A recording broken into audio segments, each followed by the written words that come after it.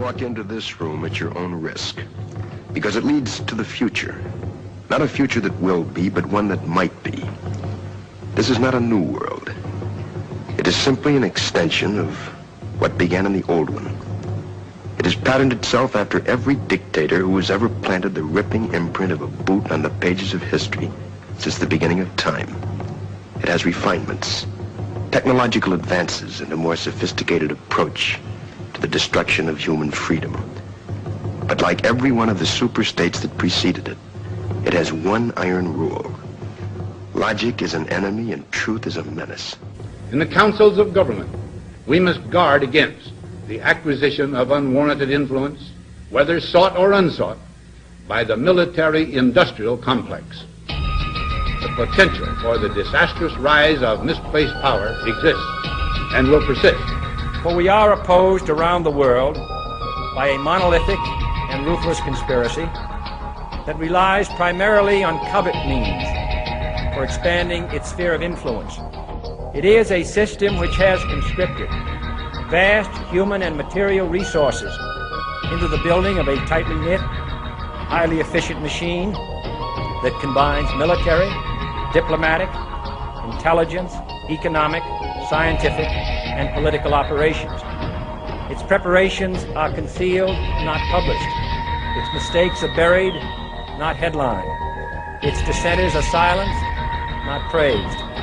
No expenditure is questioned, no rumor is printed, no secret is revealed. I appeared before the Congressional Committee to tell what I knew of activities which I believe might lead to an attempt to set up a fascist dictatorship. A part of that plan, of course, is to induce the gradual surrender of American sovereignty, piece by piece and step by step, to various international organizations, of which the United Nations is the outstanding but far from the only example. The consequent willingness of the American people to allow the steps of appeasement by our government, which amount to a piecemeal surrender of the rest of the free world and of the United States itself. We have before us the opportunity to forge for ourselves and for future generations a new world order, a world where the rule of law, not the law of the jungle, governs the conduct of nations. When we are successful, and we will be, we have a real chance at this new world order, an order in which a credible United Nations can use its peacekeeping role to fulfill the promise and vision of the UN's founders. I had planned another closing message, but I feel compelled to say what I'm about to say. Now, I risk sounding like a conspiracy theorist, but it's no longer a theory. What I'm about to say is fact. The secret organizations of the world power elite are no longer secret. They have planned and are now leading us into a one-world communist government.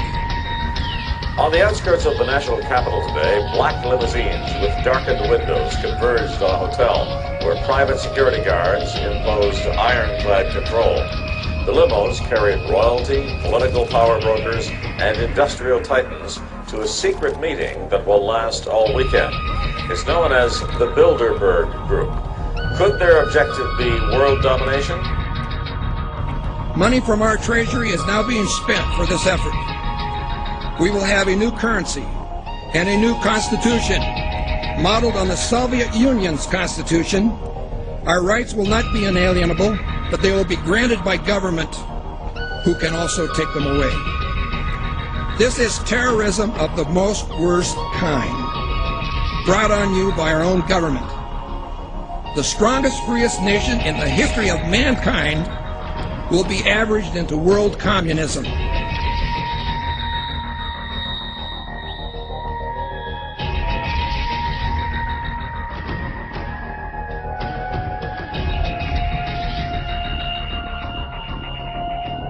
Now we can see a new world coming into view. A world in which there is the very real prospect of a new world order. It is a big idea. A new world order. A new world is emerging. It is a new world order. The new world order is emerging. A new world order can be created. The new world order. New world order. a new world order. The new world order. New world order. New world order. New world order. A new world order. And the hope that each of us has to build a new world order. Движение в другом направлении, к новому мировому порядку. I think even that does not describe why the world has changed so much and why the world has turned so much toward a new world order and a new kind of civilization. France intends to pursue, together with all people of goodwill around the world, this battle to build the new world order of the 21st century. It's about the future of Europe and a new world order. A new world order. The new world order. New world order. A new international order. New global order. President Obama and British Prime Minister Gordon today calling for a new world order. Is this some sort of new world order, which Gordon Brown kind of alluded to? God is setting up a new world order, and his plan includes you. In an era of globalization, of political interdependence, where the world is ever more swiftly opening up, and the cliche about a global community becomes an economic, political, often social reality. In this new world, British Prime Minister Brown today declared a new world order is emerging.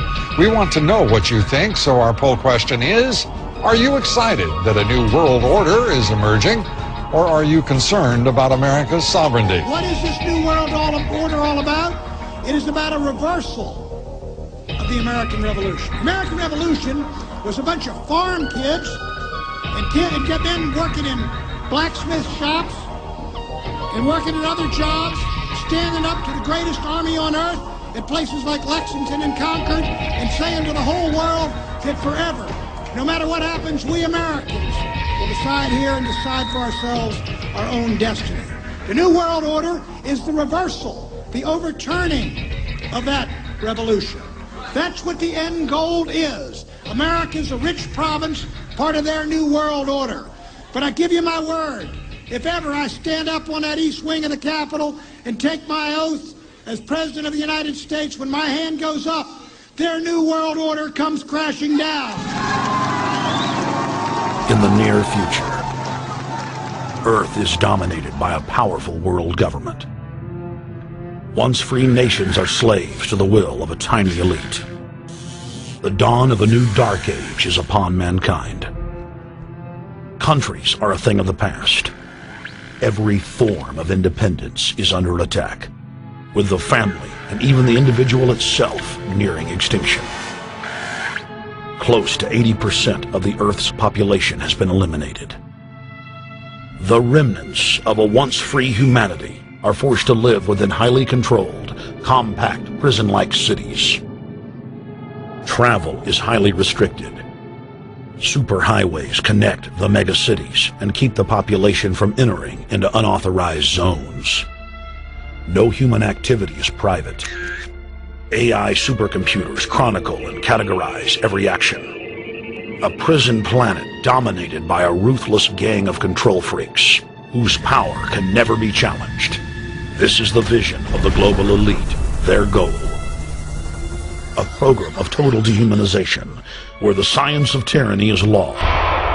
A worldwide control grid, designed to ensure the overlord's monopoly of power forever. Our species will be condemned to this nightmare future unless the masses are awakened to the New World Order master plan and mobilized to defeat it. Erected by a secretive group, the Georgia Guidestones are a testament to the elite's plan for a world religion, global laws, with a global court and army to enforce it. And set in stone, it is written that the population never rise above 500 million.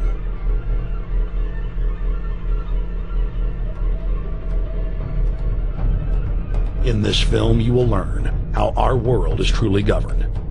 You will see how highly secretive roundtable groups interlock to form a global intelligence network. This group has been steering planetary affairs for hundreds of years. Now, in the final stage, they prepare for open world government. A goal tyrants throughout history have lusted after.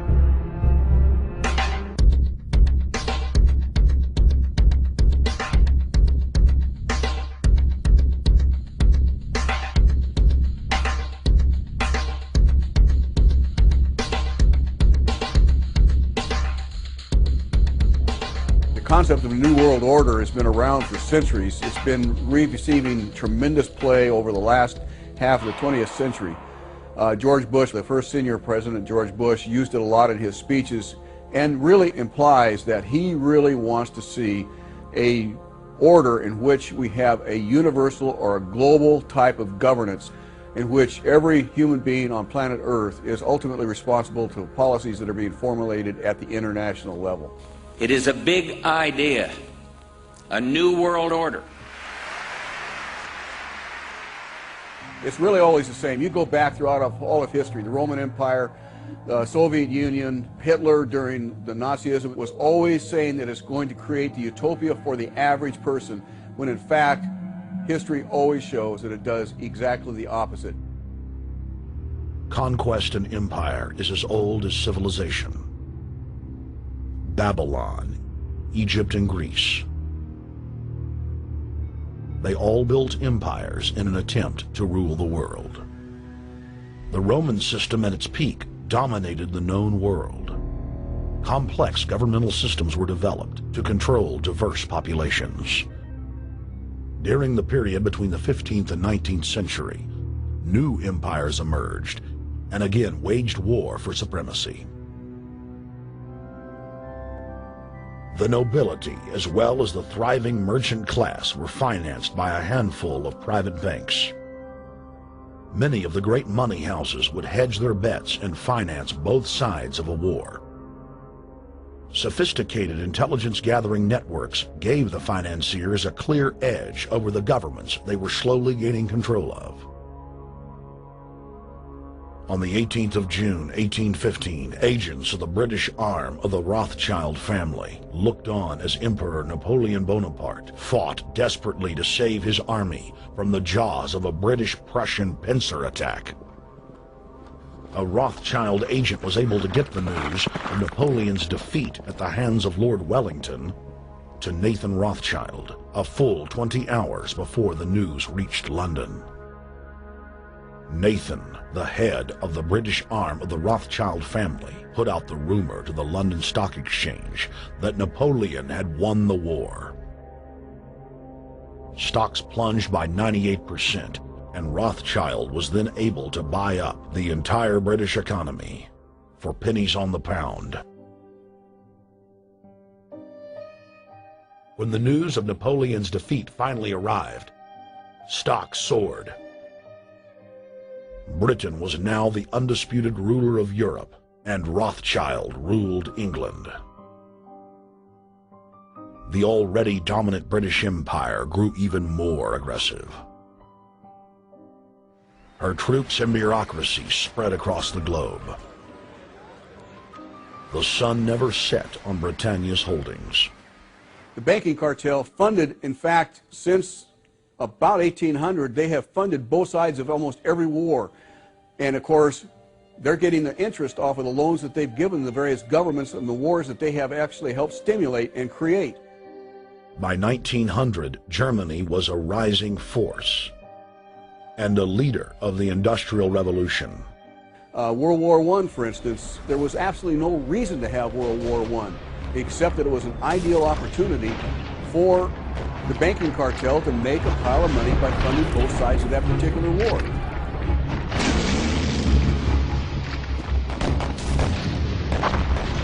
Armaments companies financed by Rothschild-controlled banks in Germany, France, England, and Austria bankrolled all the factions.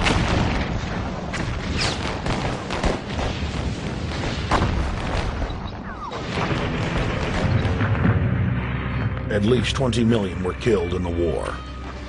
It was a conflict so terrible the people vowed to never fight again. They dubbed it the War to End All Wars. Question is, why did they want war? Well, first of all, is money and power. But secondly, they wanted to create the League of Nations. They had this in their plans all along, and as a consequence, once the war was over or about to be over, they began to formulate this idea of a League of Nations, so this would never ever happen again. Hundreds of years of practice made the British experts at hiding their empire behind puppet governments and councils. In the name of stopping all future conflicts, They proposed that countries would join a League of Nations. Their true intention was for the League to serve as a framework for world government. President Woodrow Wilson, who had spearheaded the establishment of the private Federal Reserve System in the United States in 1913, strongly supported the establishment of the League of Nations. Woodrow Wilson was a very naive president. He was basically a college professor that was grafted into this whole system. The League convened in Paris in 1919, but many nations recognized it as a threat to their sovereignty and refused to join. Frustrated by the U.S. Congress blocking the League of Nations, British intelligence, with the help of the Rockefeller family, set up the Council on Foreign Relations in New York City in 1921. The Council recruited the best and brightest of American life to support the growth of the Anglo-American Empire. The CFR's stated mission is to abolish all nation-states in favor of an all-powerful world government administered by a tiny elite. By 1930, the promoters of world government had split into two interlocking camps: the Fabian Socialists centered in London, and the Fascists based in Italy and Germany. National Socialism will use its own revolution for establishing a new world order. Adolf Hitler. Supporters of the fascists in the United States and England believed that the military should be used to quickly transform the world into a new world order. All the more sophisticated practitioners of globalism stated that incrementalism was the sure path to world domination. Congressional Medal of Honor winner Major General Smedley Butler went public in 1934, exposing an attempt by the robber barons to launch a military overthrow of the United States.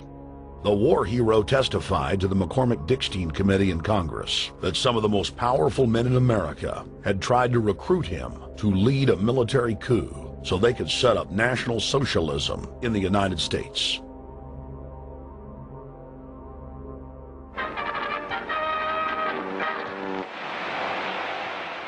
I appeared before the Congressional Committee, the highest representation of the American people, under subpoena to tell what I knew of activities which I believe might lead to an attempt to set up a fascist dictatorship.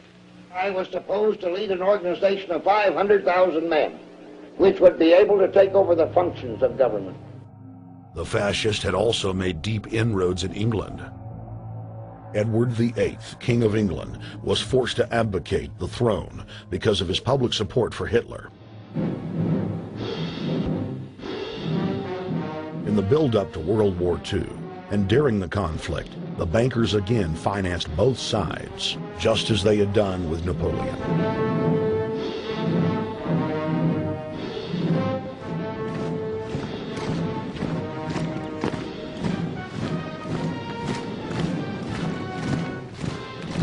With the rise and fall of the Third Reich, Europe lay in ruins.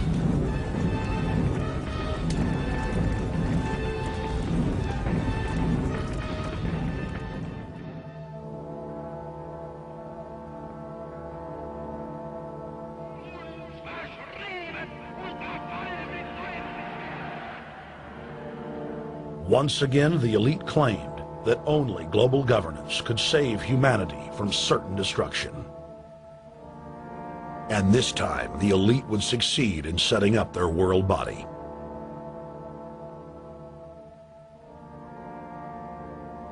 In April of 1945, at the Presidio Naval Base in San Francisco, the United Nations was founded by the victors of World War II. The United Nations complex was then built in New York City on land donated by John D. Rockefeller. Shortly after the elite established the United Nations as their base in the United States, the newly formed World Council quickly began work on the next phase in their plan, the incremental formation of continental superstates. The first step in their trilateral plan was the creation of the European Union. Unifying Europe had been tried many times and was extremely unpopular. Where Napoleon and Hitler had failed to accomplish their goals using force, the globalists would succeed using stealth. The British spearheaded the formation of the Council of Europe on May 5, 1949. The Treaty of London claimed to only establish trade ties between European nations, like NAFTA or GATT in North America. Its true intention was the formation of a European superstate.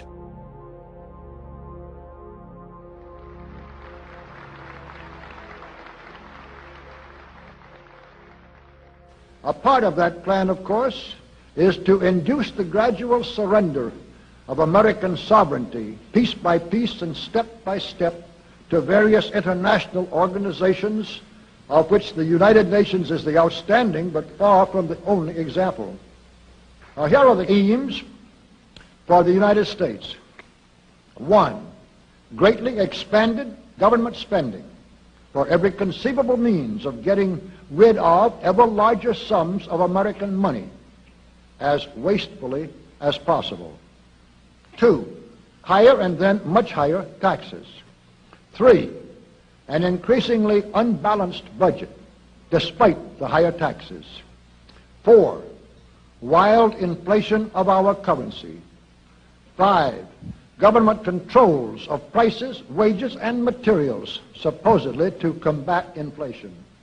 6, greatly increased socialistic controls over every operation of our economy and every activity of our daily lives. This is to be accompanied naturally and automatically by a correspondingly huge increase in the size of our bureaucracy and in both the cost and reach of our domestic government. 7, far more centralization of power in Washington and the practical elimination of our state lines. There is a many-faceted drive at work to have our state lines eventually mean no more within the nation than our county lines do now within the states. 8, the steady advance of federal aid to and control over our educational system, leading to complete federalization of our public education. 9, a constant hammering into the American consciousness of the horror of modern warfare, the beauties and the absolute necessity of peace, peace always on communist terms, of course. And 10, the consequent willingness of the American people to allow the steps of appeasement by our government which amount to a piecemeal surrender of the rest of the free world and of the United States itself.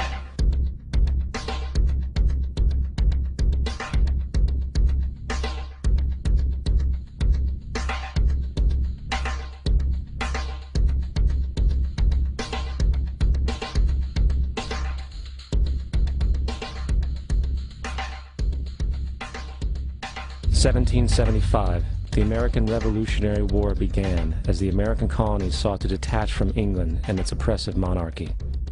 Though many reasons are cited for the revolution, one in particular sticks out as the prime cause: that King George III of England outlawed the interest-free, independent currency the colonies were producing and using for themselves, in turn forcing them to borrow money from the Central Bank of England at interest, immediately putting the colonies into debt. And, as Benjamin Franklin later wrote, the refusal of King George III to allow the colonies to operate an honest money system which freed the ordinary man from the clutches of the money manipulators was probably the prime cause of the revolution. In 1783, America won its independence from England. However, its battle against the central bank concept and the corrupt, greed-filled men associated with it had just begun. So what is a central bank? A central bank is an institution that produces the currency of an entire nation. Based on historical precedent, two specific powers are inherent in central banking practice: the control of interest rates and the control of the money supply, or inflation. The central bank does not simply supply a government's economy with money, it loans it to them at interest. Then, through the use of increasing and decreasing the supply of money, the central bank regulates the value of the currency being issued. It is critical to understand that the entire structure of this system can only produce one thing in the long run: debt. It doesn't take a lot of ingenuity to figure this scam out. For every single dollar produced by the central bank is loaned at interest. That means every single dollar produced is actually the dollar plus a certain percent of debt based on that dollar. And since the central bank has the monopoly over the production of the currency for the entire country, and they loan each dollar out with immediate debt attached to it, where does the money to pay for the debt come from? It can only come from the central bank again, which means the central bank has to perpetually increase its money supply to temporarily cover the outstanding debt created, which in turn, since that new money is loaned out at interest as well, creates even more debt. The end result of this system without fail is slavery, for it is impossible for the government and thus the public to ever come out of the self-generating debt. The founding fathers of this country were well aware of this.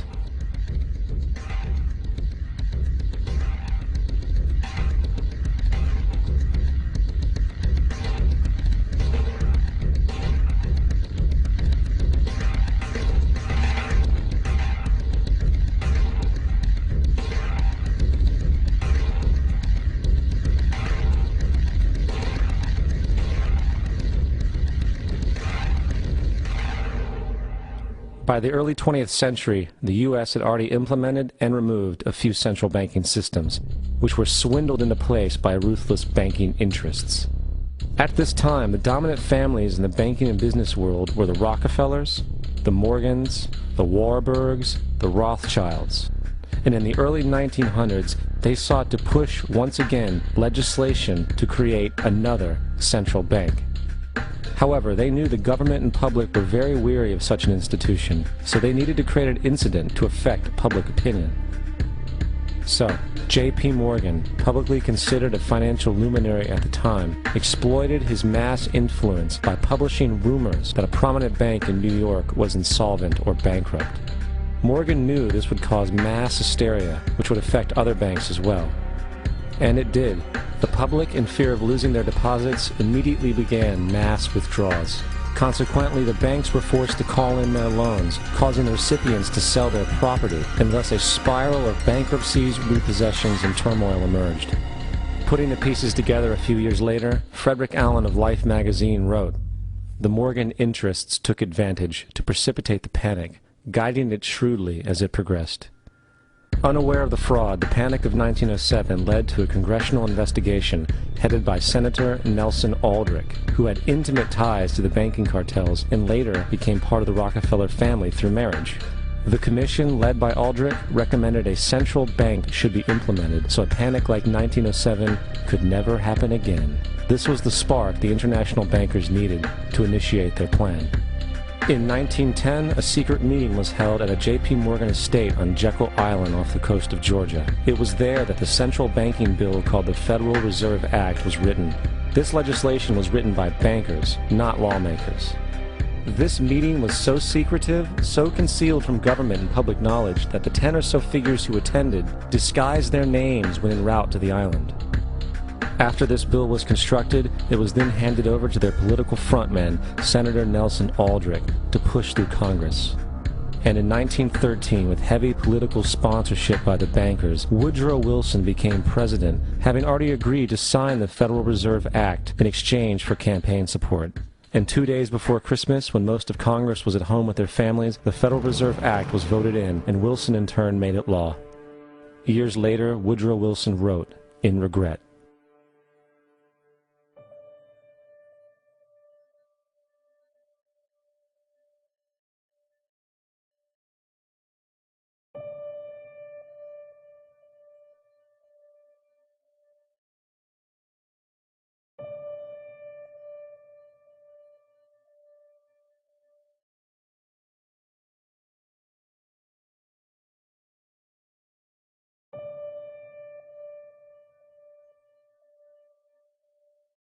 Congressman Louis McFadden also expressed the truth after the passage of the bill.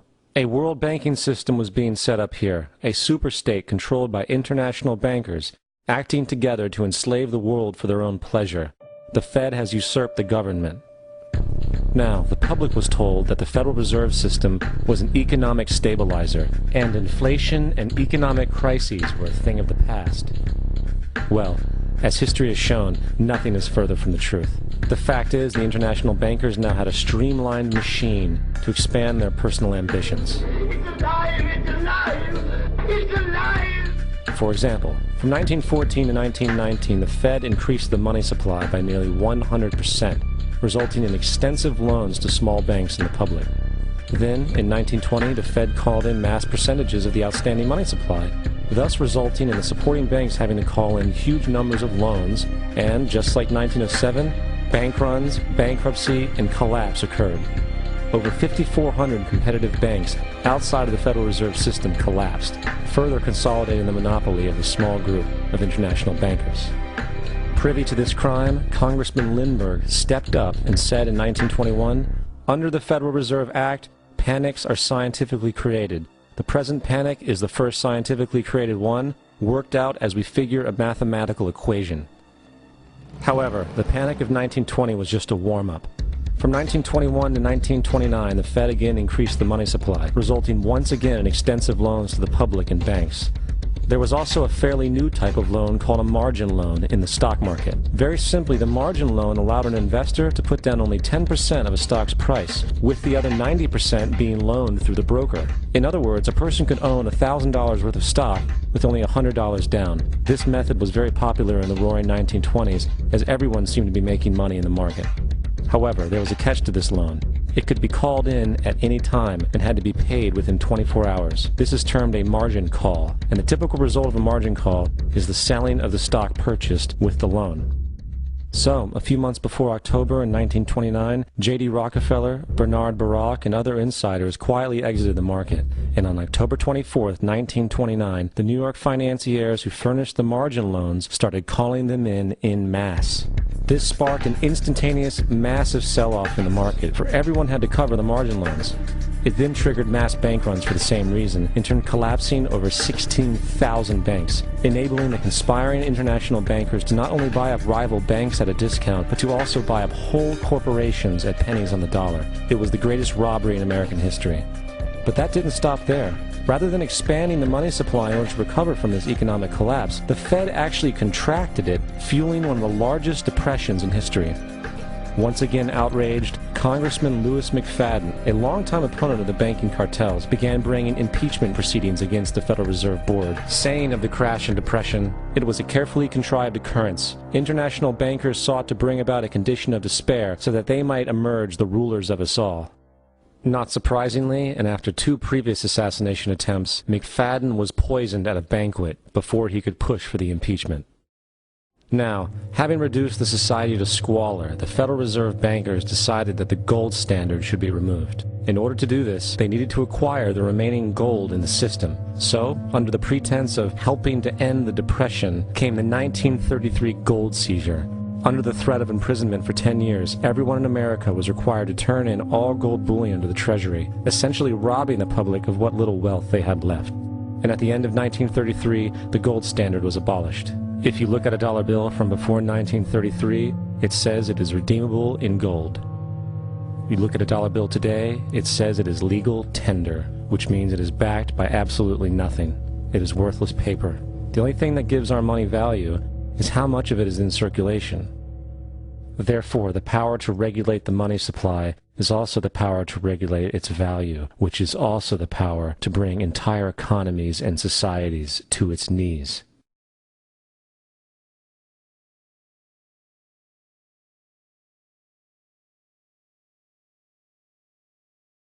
They create money out of nothing. What a scam. They have so much money, they don't care about money. All they care about is power. All they care about is being able to control the political situation so it goes their way.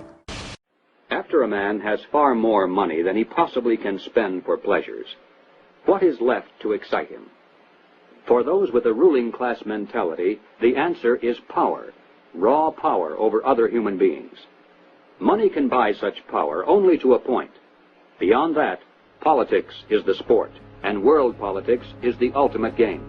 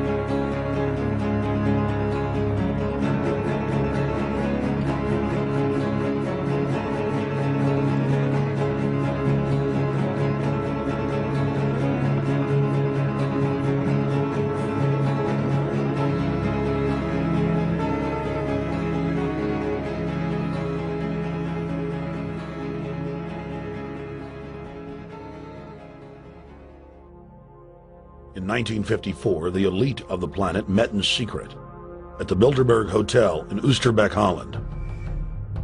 The Bilderberg Group would later admit that their mission was the formation of the EU.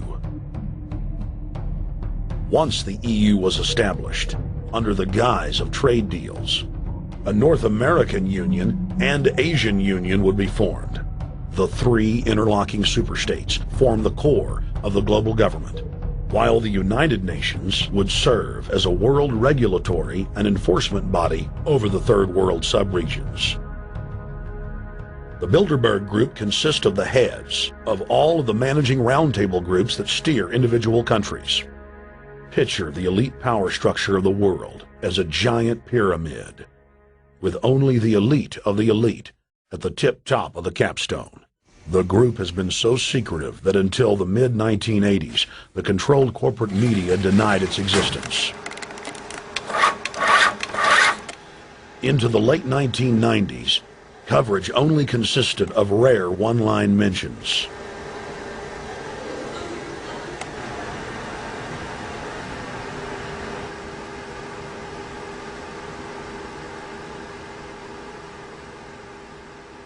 With the rise of the alternative media, their stranglehold on information has begun to slip. On the outskirts of the national capital today, black limousines with darkened windows converged on a hotel where private security guards imposed ironclad control. The limos carried royalty, political power brokers, and industrial titans to a secret meeting that will last all weekend. It's known as the Bilderberg Group. Could their objective be world domination? If you haven't heard of the Bilderbergers, it's for one reason only. They haven't wanted you to. At their annual closed-door meetings, no outsiders are allowed even close to the building. Here are gathered the most powerful individuals of the Western world, united regularly at club meetings. Yet nothing is reported by the New York Times, the Washington Post, or the LA Times. What really fascinates me is the complete blackout in the American press. For more than 20 years, I've gone down to the press club every day. I check the wires in their library, mingle with other paper boys, and I asked them the question many times, why, when if 120 film stars or 120 NFL football players met behind locked and guarded doors at a remote location for 3 days, you'd try very hard to penetrate and find out what those movie stars or football players are doing. Well, I had no curiosity at all when 120 of the world's most powerful financial leaders and political leaders meet for 3 days in a remote location behind armed guards in a complete blackout. Well, I had no curiosity. Why is it the major media would deny this?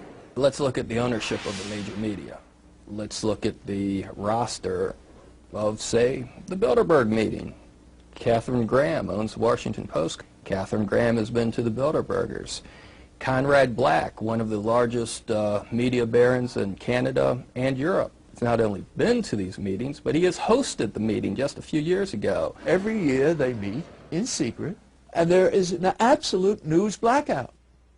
There is never anything reported in any of those papers. David Rockefeller himself thanked the media for keeping this all hushed up.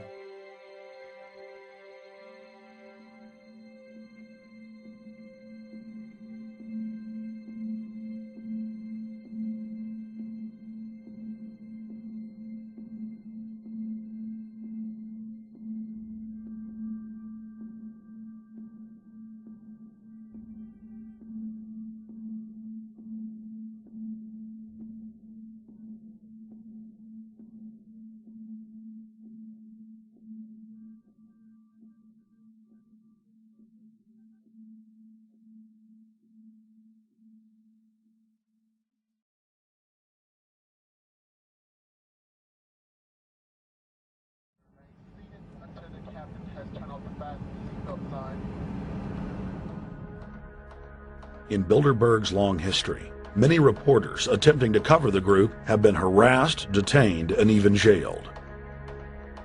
I jokingly reassured my cameramen that the horror stories we'd read about were probably exaggerated. I was wrong.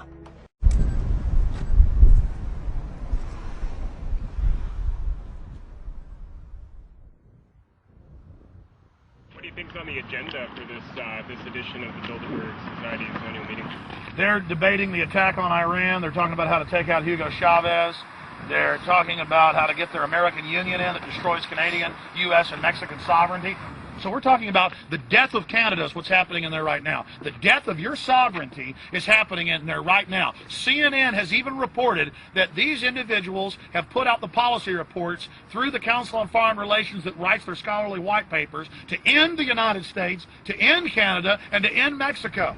Hey, that's the boss. The boss is leaving. Etienne Davignon is the honorary chairman of the Bilderberg Group,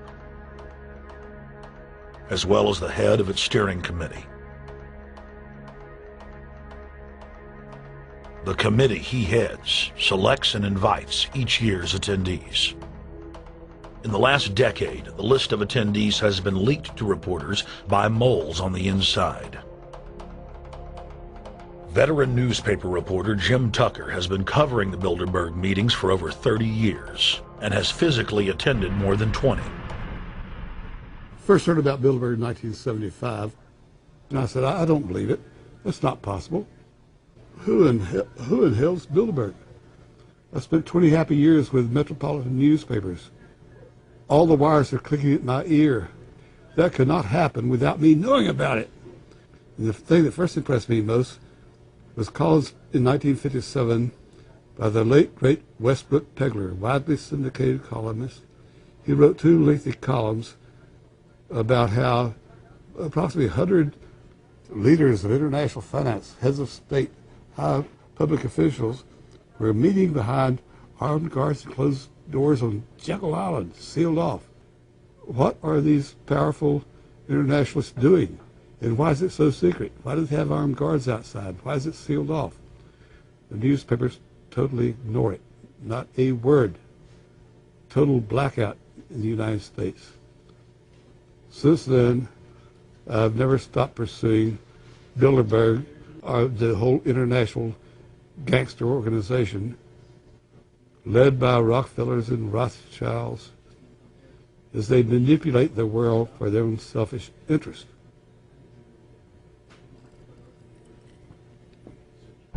Daniel Estulin has covered the Bilderberg meetings in Europe and North America for more than 15 years. His book, Club Bilderberg, has been translated into more than 20 languages and is a global bestseller. Estulin has photographed many past Bilderberg meetings. Rockefeller frontman Henry Kissinger is always a key participant. Here you see the president of the CFR, Richard N. Haas, followed by Vice Chairman of Rothschild Europe, Franco Barnaby, who is speaking with Henry Kravitz. And behind them is Richard Holbrooke, former U.S. Ambassador to the United Nations. The head of Daimler Chrysler, Jürgen Erich Schrimp, arrives by helicopter. Here, the owner of the Washington Post, Donald Graham, escorts Indra Nooyi, the head of PepsiCo. Queen Beatrix of the Netherlands, whose father, Prince Bernhard, founded Bilderberg, is a leading figure in the group. Of course, globalist kingpin David Rockefeller, seen here with his bodyguard, James Ford, always attends. The then newly appointed World Bank chief Paul Wolfowitz is photographed at Bilderberg 2005. It has been reported that Wolfowitz had attended previous meetings, while still the Deputy Secretary of Defense, a violation of the Logan Act. Under the Logan Act, it is a felony offense for any member of the federal or state government to meet with members of a foreign government without the express authority and authorization of the President or Congress. Put simply, it is illegal for members of the government to meet secretly behind closed doors with foreign power brokers due to the problems of corruption and espionage that it breeds. For this reason, many prominent politicians attend, but their names do not appear on the official list. Despite the Logan Act, the governor of New York's name, George Pataki, does appear on the list, and we were able to catch the governor on tape walking with David Rockefeller at Brook Street. Multiple staff members inside Brook Street reported to us that Hillary Clinton attended for half a day. Several armored limos with diplomatic plates did arrive with police escorts and offloaded their passengers in the underground parking garage out of the sight of the press. I happened to be in Europe then on my way to Russia. I was invited to go to Bilderberg by Vernon Jordan. Senator Clinton, how you doing? I'm good. How are you? Can I ask you a quick question while you sign that? Sure. It was reported in June of 2006 you attended a meeting in Ottawa, Canada, the Bilderberg Group. Can you comment on that? What's going on at the Bilderberg meeting, and what do you guys talk about up there? I have no idea what you're talking about. Yeah, you do. It was reported you were up there, and people saw you up there. I just want to know what you guys talk about and meet about up there. Sir, I don't know. Why are they such top-secret meetings? I have no idea what you're talking Your about. husband went to a Bilderberg meeting, too. I'm just wondering. I'm not being rude or anything. No, I just want to know what happens at these meetings. Well, since I wasn't there, I have no idea. Okay, thank you, Senator. Bilderberg always insist on a media blackout. By June of 2008, we had already figured out that Barack Obama was the elite's puppet of choice. The national media claimed that during the weekend the Bilderberg group was scheduled to meet, that Obama had speaking engagements set for Chicago and the Midwest. We knew better. In a classic bait-and-switch, the Obama campaign told the press corps to get on Obama's campaign plane, and that Obama would join them on the flight to Chicago. Campaign staff then slammed the door shut. The fawning press had been shanghaied as Obama's campaign aircraft lifted off without Obama. Robert, why were we not told about this meeting and that the senator wouldn't be on our flight until the doors were shut and we were about to taxi to take off? Again, we had a desire, Senator Obama had a desire to do some meetings. Others had a desire to meet with him tonight in a private way, and that's what we're doing. We set up these meetings. They're being done tonight. Again, Is there more than one meeting? Is there more than one person with whom? I'm not going to get into all the details of the meetings. I don't know that I've got a ton more different answers for all of your questions. Obama wasn't going to Chicago. He had a meeting to attend, a secret meeting. Initially, it was believed that the secret meeting took place at Clinton's Washington, D.C. home. Obama's spokesman denied that, but won't confirm where the former rivals met. He also declined to comment on their topics of discussion.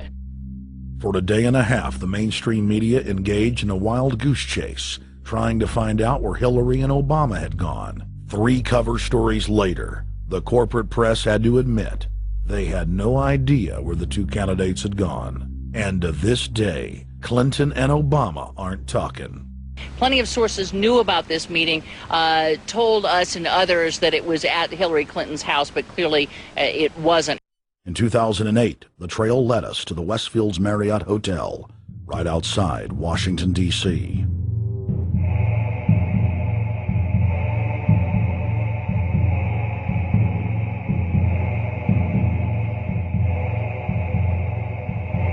The decisions made at Bilderberg have impact on every human on this planet.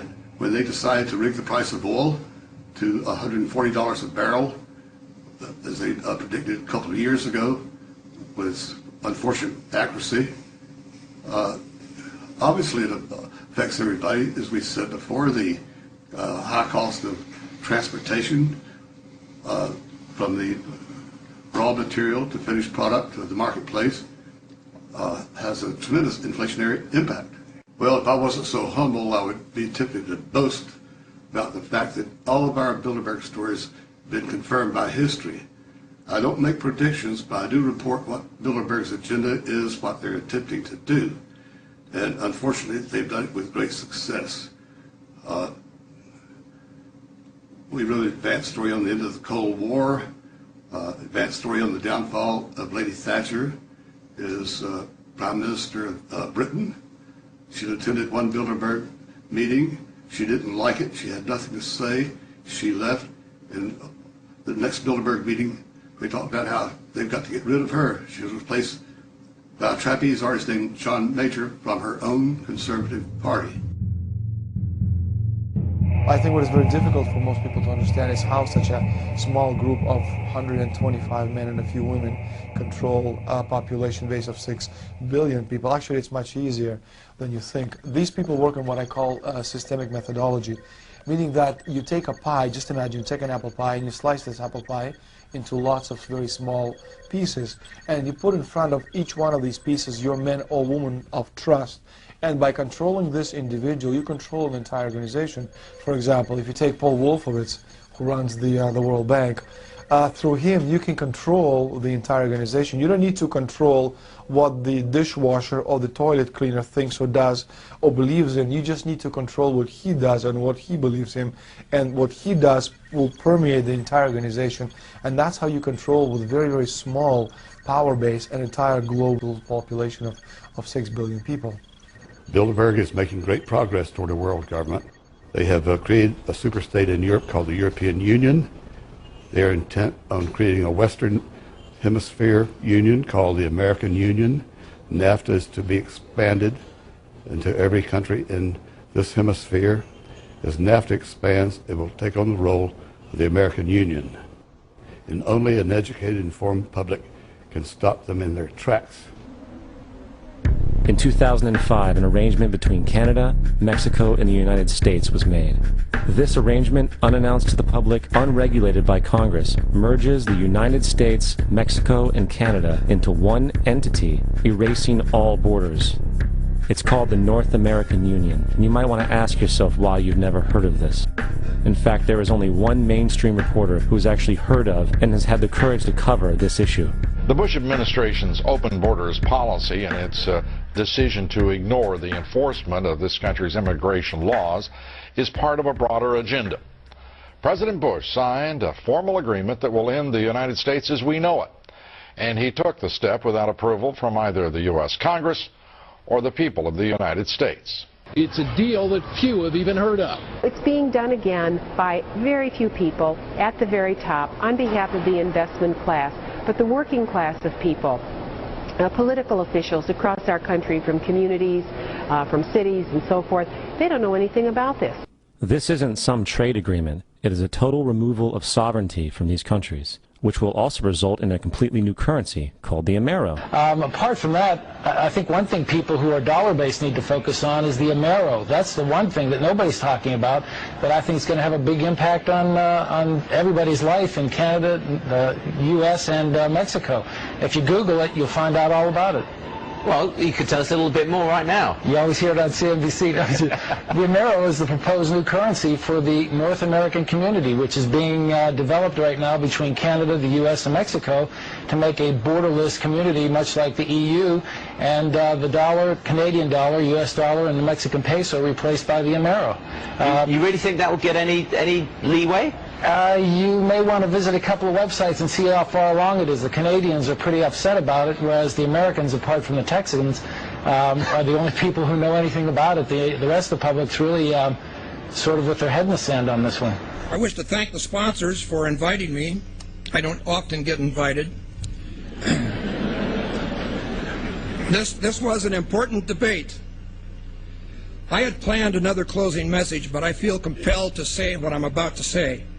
Now, I risk sounding like a conspiracy theorist, but it's no longer a theory. What I'm about to say is fact. The secret organizations of the world power elite are no longer secret. They have planned and are now leading us into a one-world communist government. The combining of national governments started with the European Union. That union started with trade agreements, then a common currency, the euro, and now a European Parliament that is feverishly passing laws that override the laws of the member nations. A constitution was drafted but rejected by a few of those nations, but never mind. They implemented it anyway. Now it's North America's turn. Building on the North American Free Trade Agreement, the NAFTA section of the Commerce Department is busy drafting laws and regulations for a North American Union, a union of Canada, America, and Mexico. The President has attended secret meetings and signed at least 2 agreements under the Security and Prosperity Partnership Program. Information leaked out about the meetings, and now it is all in the open. No treaty has been signed, so Congress has not become involved. However, money from our Treasury is now being spent for this effort. We will have a new currency, the Amero, and a new constitution modeled on the Soviet Union's constitution. Our rights will not be inalienable, but they will be granted by government, who can also take them away. One sign that this is our future is the plans for the superhighways from southern Mexico through America and into Canada. These plans are not secret any longer. Huge amounts of property will be taken in the name of free trade, peace, and security. You will have a national ID card with a radio frequency chip in it. That's already law in America and will be implemented by May 2000. This man voted for it. You will not be able to move about freely. This is terrorism of the most worst kind, brought on you by our own government. The strongest, freest nation in the history of mankind will be averaged into world communism. Is that what you want? Are we the people still in control of this nation? We must begin to act like we are. Stan Jones. On that, Conrad Burns, 3 minutes. Sure glad you got such a rosy outlook on our future for our kids. Tonight, a proposal for an expanded so-called free trade zone from Alaska to the tip of South America. It's a plan from the business elites, the political elites, that will cost more American jobs, cost American sovereignty, but it would fulfill the president's father's vision. Bill Tucker reports. It's not a new idea. President Bush talked about it back in 1991. It is a big idea, a new world order. The main danger raised by Zelek's proposals is that the future of American international economic policy, which affects not only our nation's prosperity, but its national security, will be set not by the American people and their elected representatives, but by a small corporate elite that is accountable to no one but itself. Effectively surrendering the sovereignty of the United States. And as justification for trusting those who would have the authority, the argument is made that free trade promotes democracy and the welfare of the people. But Lou, one has to look no further than China to see whether that, in fact, is true. You know, talking about Zelek's proposal, it's not Zelek's proposal, it's Daddy's proposal. And people better understand that they mean exactly what they're saying. It's a new world order they're trying to create, and they're trying to do so not only without approval or consent of the governed in this country, but despite the popular will. This is a straightforward assault by the elitists. A special televised meeting of the New York-based Council on Foreign Relations provides a window to the real story. The speaker, Vice President Dick Cheney, takes a question from David Rockefeller. Vice President, I just enjoyed so much your whole speech, but I was particularly pleased that you gave such a strong endorsement for the free trade agreement for all the Americas, subject that has been of great concern to me for many years, and particularly recently, and I think it's absolutely essential for the strength of our economy. Rockefeller's role in the drive for an FTAA was a lot more central than he portrays. Rockefeller cultivated Latin American leaders who could be counted on to support such a proposal. Both the 1994 Miami Summit and the FTAA proposal were conceived and nurtured by a Rockefeller-created network. Prominent among the organizations sponsoring the Miami event were the Council of the Americas, founder and honorary chairman David Rockefeller, the Americas Society, chairman David Rockefeller, the Forum of the Americas, founder David Rockefeller, the Institute for International Economics, financial backer and board member David Rockefeller, the Trilateral Commission, founder and honorary chairman David Rockefeller.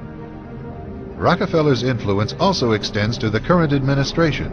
He was chairman emeritus of the CFR when Vice President Dick Cheney once served as a director, a relationship that Cheney concealed during his congressional career.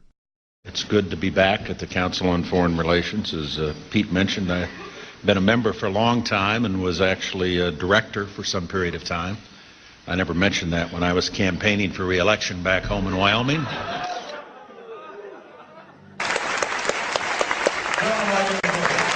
It's been reported that you and your wife are in the globalist CFR, which is the Council on Foreign Relations.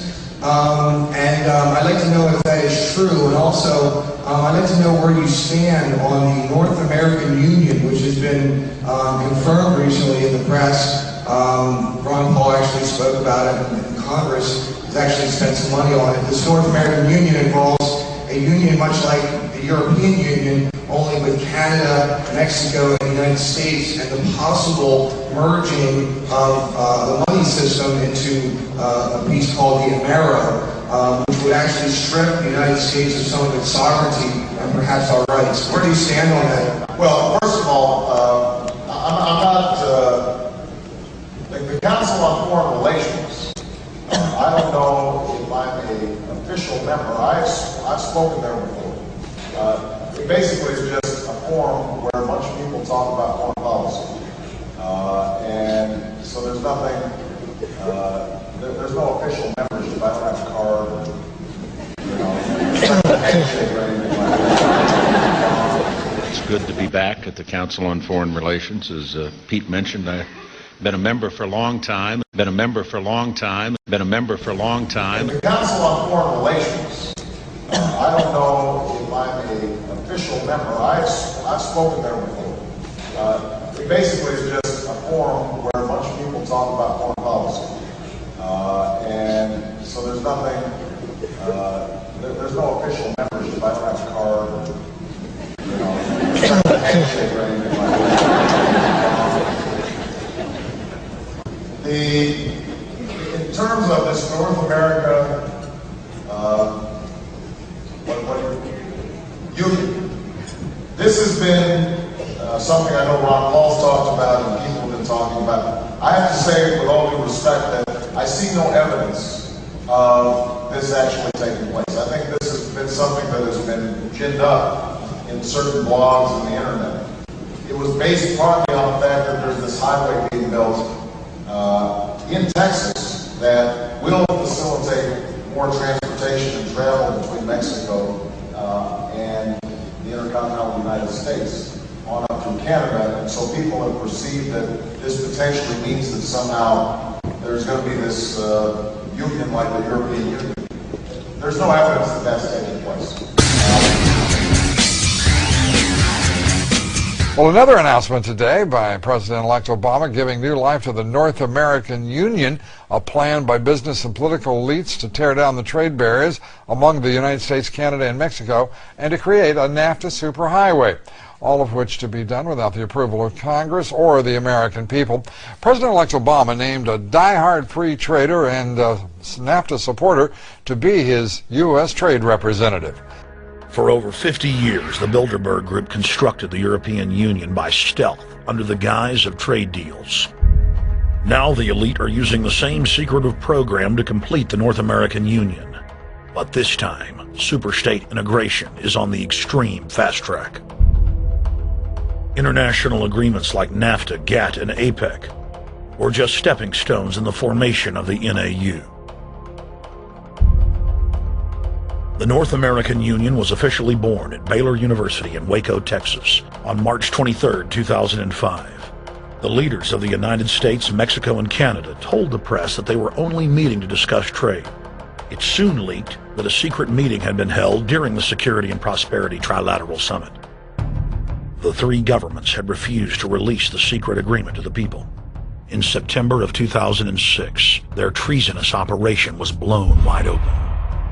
From September 12th to September 14th, in Banff, Canada, hundreds of elected and appointed government leaders from Canada, Mexico, and the United States met in secret. On the last day of the conference, someone inside the secret North American Union Forum leaked the agenda. The front pages of newspapers across Canada carried the story. The Judicial Watch Foundation submitted Freedom of Information Act requests to obtain the full agenda and minutes of the secret assembly. Many federal agencies refused, citing national security. The foundation finally succeeded and did receive thousands of pages of documents. The documents marked unclassified are the blueprints of a shadow government ruling by bureaucratic and executive fiat. The pages chronicle an already operating North American Union. Transportation, law enforcement, agriculture, regulation, banking, manufacturing, construction, education, immigration, and even the military are being merged with no input from the people or their elected representatives in Congress and Parliament. One of the first items on their agenda was to stress how important it was that their plan, quote, be carried out by stealth. The controllers also talked about exploiting the public's fears of climate change to push a continent-wide tax to fund the new government. Globalist tool Robert Pastor is incessantly paraded on the world stage as the man behind the North American merger. When he testified before Congress, he pushed the idea of a continental security perimeter that erases national boundaries and merges the security apparatus. The best way to secure the United States today is not at our two borders with Mexico and Canada, but at the borders of North America as a whole. In fact, the North American Command, based in Colorado Springs, Colorado, was clearly running the meeting in Canada. For the past decade, the Pentagon has been training with Mexican and Canadian forces and has openly discussed using them inside the United States for disasters and to quell domestic unrest. When their coup by stealth was exposed, the three governments went into damage control mode. The Security and Prosperity Partnership quickly staged a show summit that was held in Ottawa, Canada in February of 2007. It is the only way that we can achieve security and prosperity for our people is through this cooperation. We actually occupy one physical space, the North America. We've also had a chance as foreign ministers to talk about how we cooperate in the region and indeed in the world. Protesters who were upset about losing their countries and freedoms were not tolerated. A couple of weeks ago, Al-Qaeda supposed whatsoever. The Security and Prosperity Partnership has been signed without any sort of parliamentary debate. Globalist publications have been open with their frustration that the population has not bought their latest PR stunt.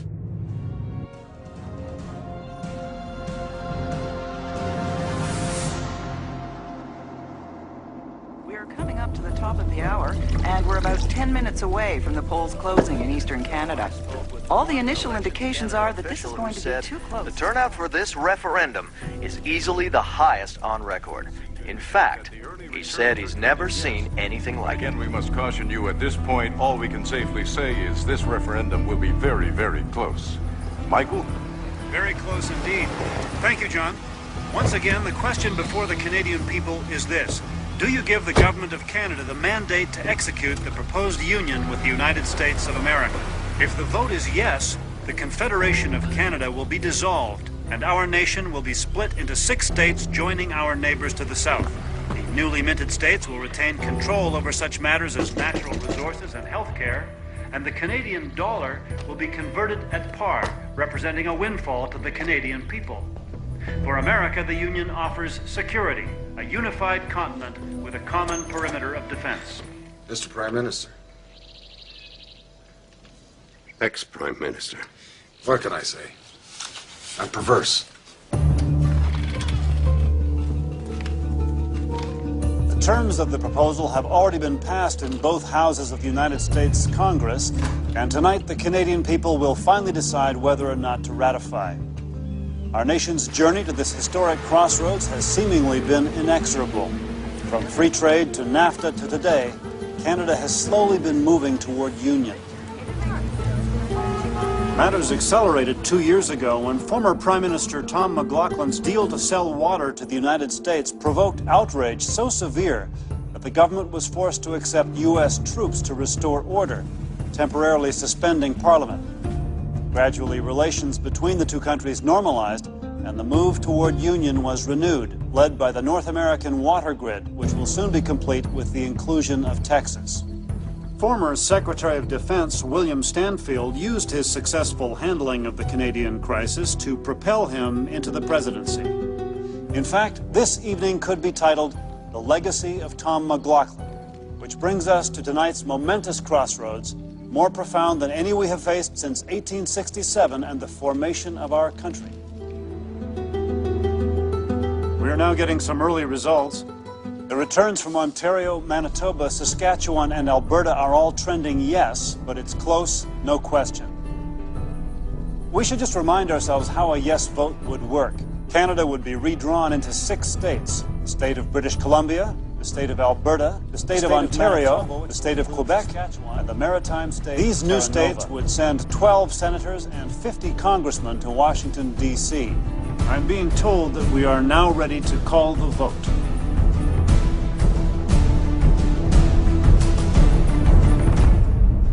Well, there you have it.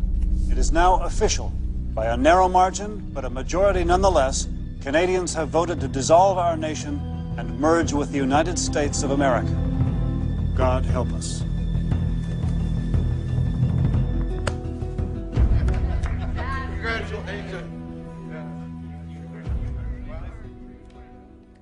You would think that a situation like this would be on the cover of every major newspaper. That is until you realize that the people who are behind this movement are the same people behind the mainstream media, and you are not told what you're not supposed to know. They do not want you to think too much.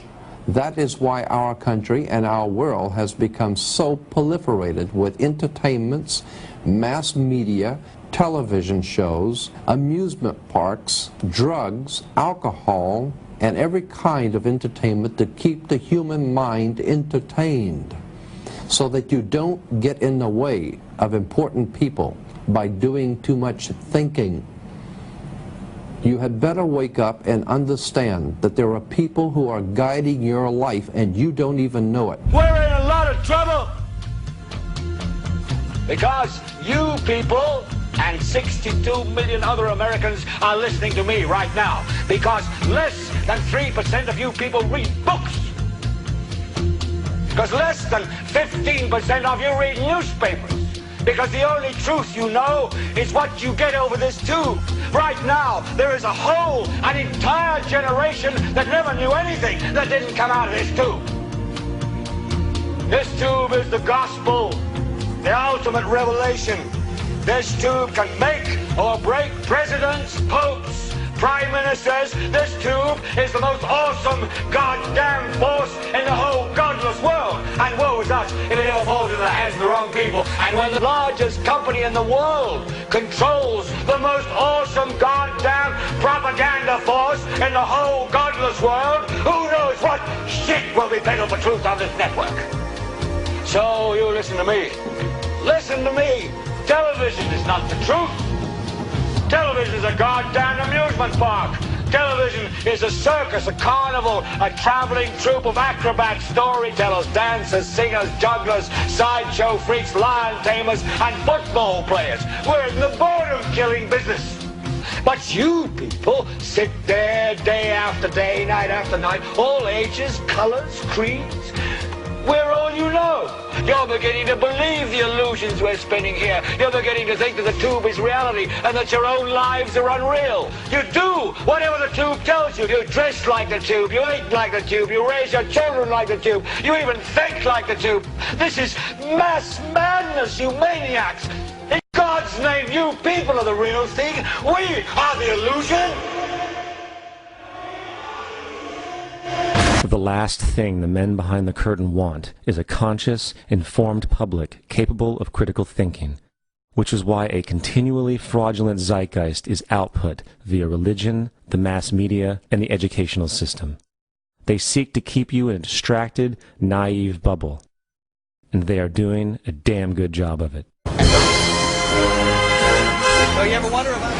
I mean, George Bush knew what he was saying when he said New World Order. Remember those three little words, New World Order? We have before us the opportunity to forge for ourselves and for future generations a new world order. Now we can see a new world coming into view. A world in which there is the very real prospect of a new world order. Well, the first thing you gotta realize, brother, is this right here is the future of wrestling. You can call this the New World Order of Wrestling, brother.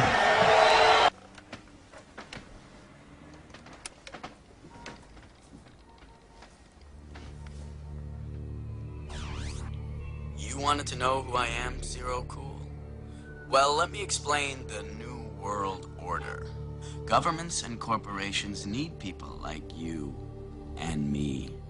We are samurai, the keyboard cowboys, and all those other people out there who have no idea what's going on are the cattle. Moo. I need your help. You need my help. Let me help you earn your spurs.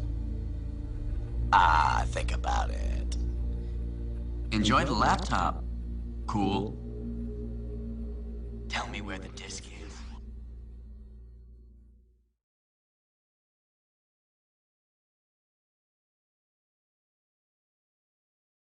How do you feel about recruiting? Recruiting for what? An organization for a new world order. How's Paris? I won't let you smoke anymore. Next thing you know, they'll stop being rude. Yeah, welcome to the New World Order. How was the mission? Always have a special place in my heart and in the New World Order.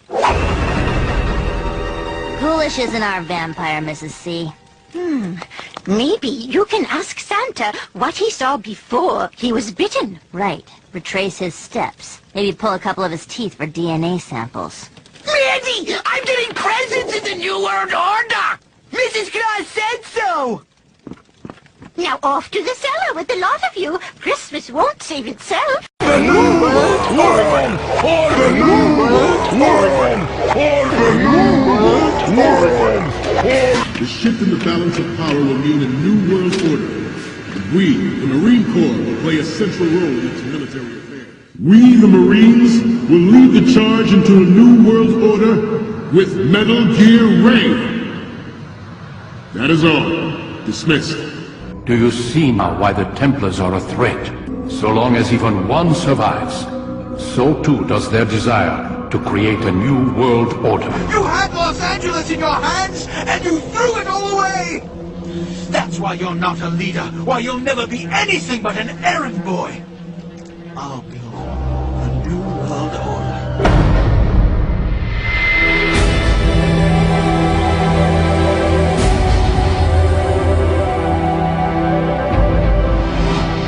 People don't appreciate this. You know, in the last days of the Soviet Union, you had dozens of newspapers, dozens of magazines, all kinds of radio and television stations. The only problem is that all of that media was controlled by the Communist Party of the Soviet Union or the government of the Soviet Union. We are moving in that direction. There is an illusion of choice that's maintained when you can have 100 channels on your cable system, and how many movies did the studios release a year now? All these different studios, and the music industry with so many labels, and magazine stands that go on and on and on forever. Well, the owners are a handful, 5, 6 different companies. 90% of the top cable channels are owned by the same giants that own the TV networks and the cable systems. More channels are great, but when they're all owned by the same people, cable doesn't advance localism, editorial diversity, and competition. And those who believe the internet alone will save us from this fate should realize that the dominating internet news sources are controlled by the same media giants who control radio, TV, newspapers, and cable.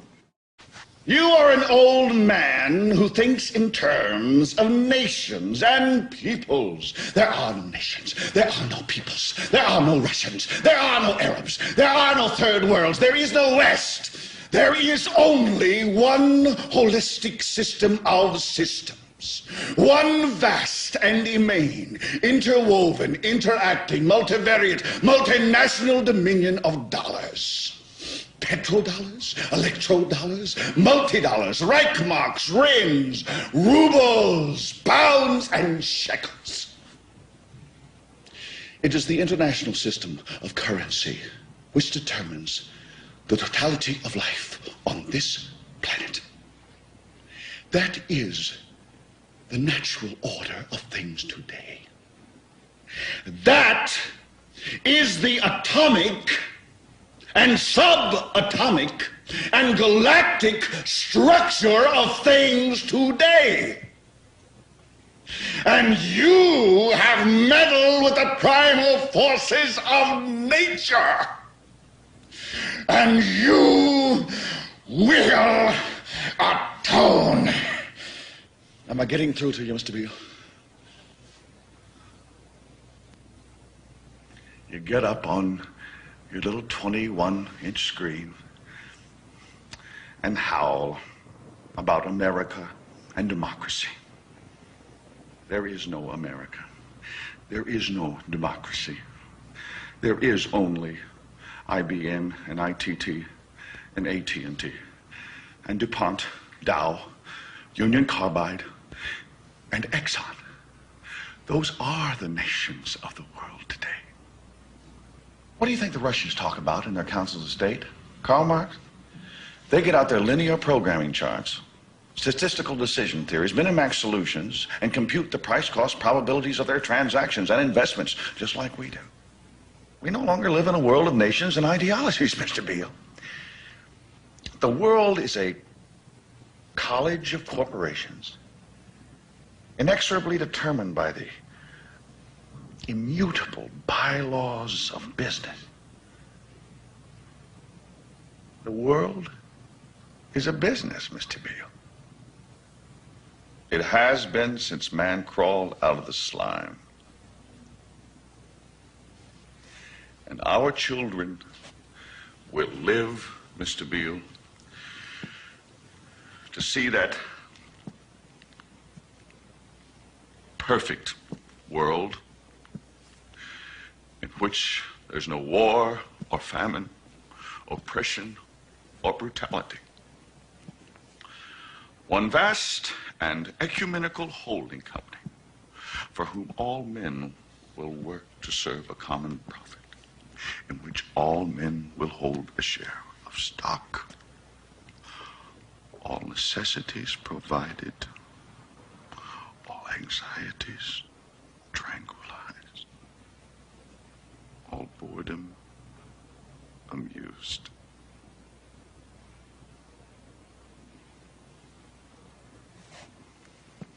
And I have chosen you, Mr. Beale, to preach this evangel. Why me? Because you're on television, dummy. Okay, we say we've got freedom of press in this country, and some folks have said that you've got freedom of press as long as you own it. Well, who owns the media? And when I say that, I mean it not literally, but as far as who controls the information that goes out in the media. An example, NBC is owned by General Electric, and General Electric is one of the top 10, if not top 5 defense contractors. Is NBC going to expose a news story that might in some way impede a contract negotiation, which can mean a lot of money for General Electric? I don't think so. So the point here is that we have elected officials, both Republicrats and Demopublicans, that cater to who? Certainly not the common people. We don't have the huge amounts of money to contribute to their election campaigns. The people that contribute the most amount of money are the corporations. And so that representative or senator is going to do what is going to be in the best interest of those corporations. So if the corporations are controlling and influencing our elected officials, we must also take a look at the mainstream media. Who pays the bulk of the advertising dollars that keep the mainstream network news going? Is the major corporations. So what we have now is we have corporate control of elected officials, corporate control of the media, and this is why some people are now calling it the corporate Borg, because they have assimilated several different areas of our entire society. The corporations control agriculture, technology, manufacturing, industry, education, communication. They control our elected officials. This is not a government of, by, and for the people. It is a government of, by, and for the corporation. And by definition, when business controls government, that is inescapably fascism. Now, there are two primary means by which people are manipulated and controlled. One is very simple, very basic, and that is simply the control of information.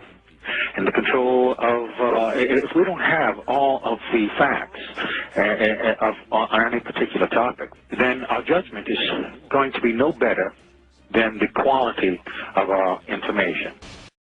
America forms its opinions by information that's provided to them. And common sense will tell you that if the information that you get from your mainstream media is misinformation or disinformation or even a lie, then common sense will tell you that the opinion is an extension of the lie. Now, unfortunately, America, and indeed the rest of the world, is getting information that's being massaged, it's being spun, it's being prepared for them for consumption. Television is a massive, massive mass hypnotist to the global mind. And what happens is, it is implanting a belief in reality by the minute, and then once we take on that belief implanted, when information enters the eyes, we edit it on the basis of that belief. And so what the global population is subjecting, or is subjected to, suffering from, is actually literally mass hypnosis. And when we talk about people who kind of start to see things and see the manipulation they couldn't see before, what do we say about them? What do they say about themselves? They say, I woke up. Exactly what they've done. When people start to go, hey, I can see it now, it's like someone has gone along, like the hypnotist, and clicked their fingers, and it's like, oh, I can see it now. Mass hypnosis. And that is the greatest hypnotist on the planet, and that's the basis of why it was created.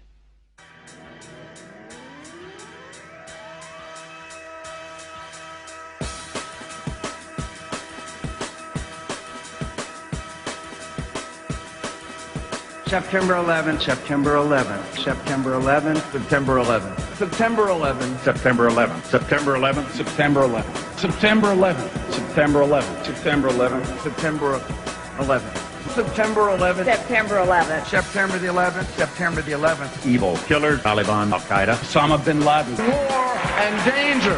Weapons of mass destruction. Terror. Terrorism, Terrorism. Terrorism. Terrorism. Terrorism. Terrorism. Terrorism. Terrorism. Terrorism. Terrorism. Terrorism. Terrorism. Terrorism. Terrorism. Terrorism. Terrorism. Global terrorism. Global terrorism. World terrorism. Global terrorism. Global terrorism. Global terrorism. Global terrorism. The terrorists. Terrorists. Terrorists. Terrorists. Terrorists. Terrorists.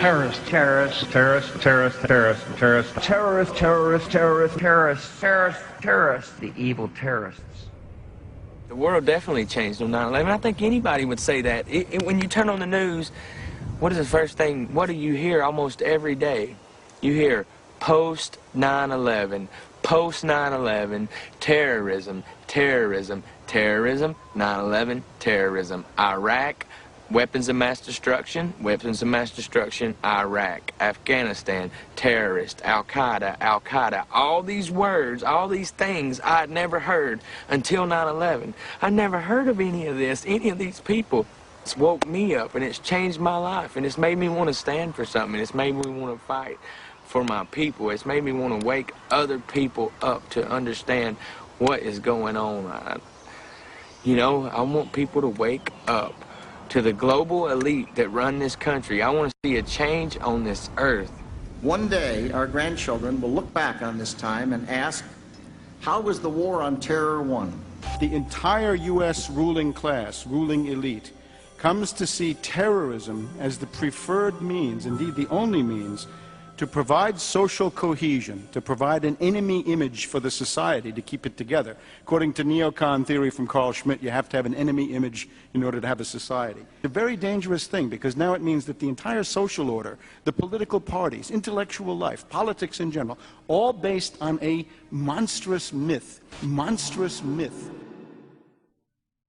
September 11th was the jumpstart for what is now an accelerated agenda by the ruthless elite. It was a staged war pretext no different than the sinking of the Lusitania, the provoking of Pearl Harbor, and the Gulf of Tonkin lie. In fact, if 9/11 wasn't a planned war pretext, it would be an exception to the rule. It has been used to launch 2 unprovoked illegal wars, one against Iraq and one against Afghanistan. However, 9/11 was a pretext for another war as well, the war against you.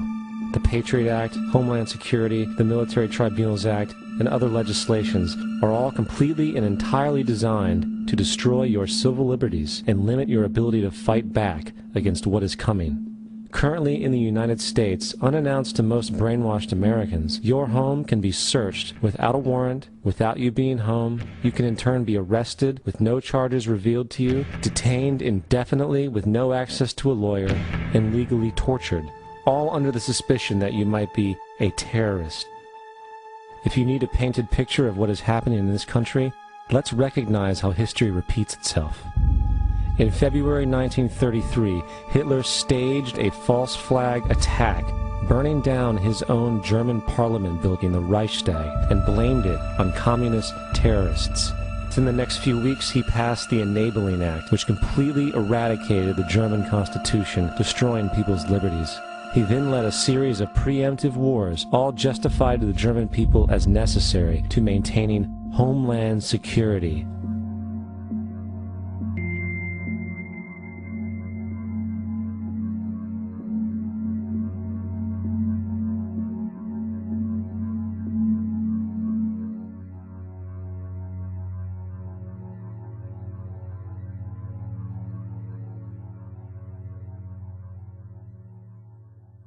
This is Aaron Russo, a filmmaker and former politician. To his left is Nicholas Rockefeller of the infamous Rockefeller banking and business dynasty. After maintaining a close friendship with Nicholas Rockefeller, Aaron eventually ended the relationship, appalled by what he had learned about the Rockefellers and their ambitions. The American people are living in a matrix. They don't understand the truth of how things are working in this country, you know. And let me give you an example of what I'm talking about. I had a friend, Nick Rockefeller, okay, who was one of the Rockefeller family, and he, when I was running for governor in Nevada, he came to me, introduced himself to me through an attorney, and we became friends. We started talking about things, and I learned an awful lot from Mr. Rockefeller. And one of the things that we used to talk about was the ultimate plan of the banking industry, what they wanted to accomplish.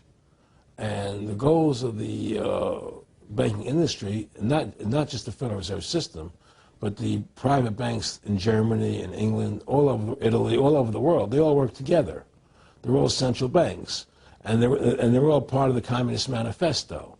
You know, central banking is one of the major planks of the Communist Manifesto. We talk about America being a capitalistic country, but yet at the same time we have a central bank that plans everything for us, right? And the graduated income tax is another plank of the Communist Manifesto, right? So right there you have two major planks of the Communist Manifesto that have been brought in because of the Federal Reserve System, okay?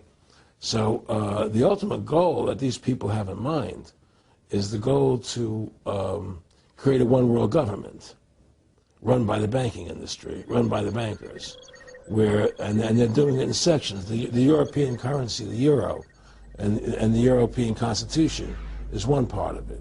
Now they're trying to do it in America with the North American Union, right? And they want to create a new currency called the Amero, right?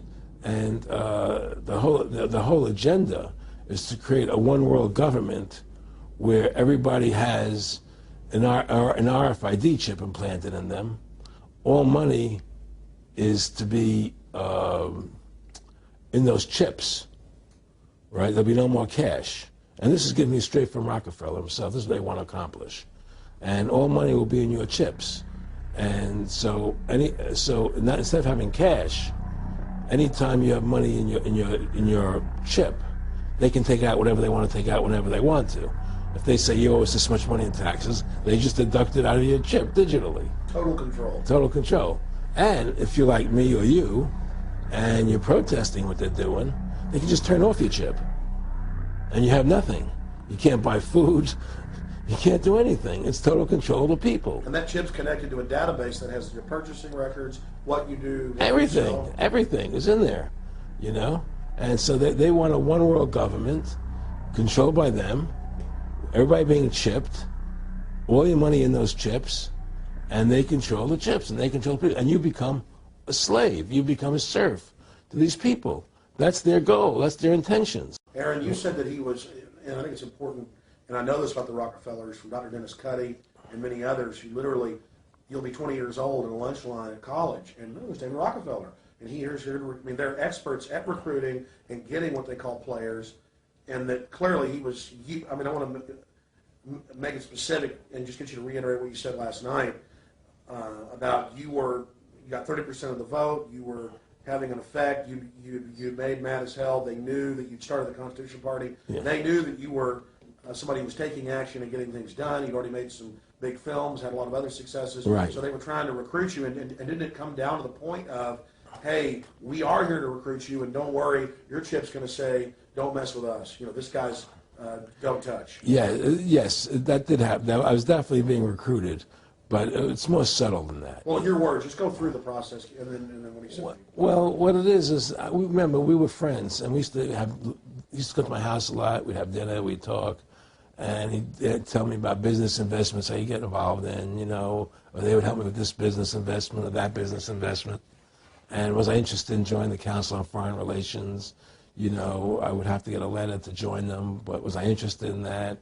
And, you know, just stuff, you know, leading you on. And I used to say to him that I never really did that because that wasn't where I was coming from. You know, as much as I like you, Nick, you know, your ways and my ways, we're on the opposite side of the fence. You know, I don't believe in enslaving people, you know, and he would come back with, oh, I do? Or? Well, it would be more like, you know. It's better for them. Well, it's more like, you know, how do I put it? It was like, what do you care about them? What do you care about those people? What difference does it make to you?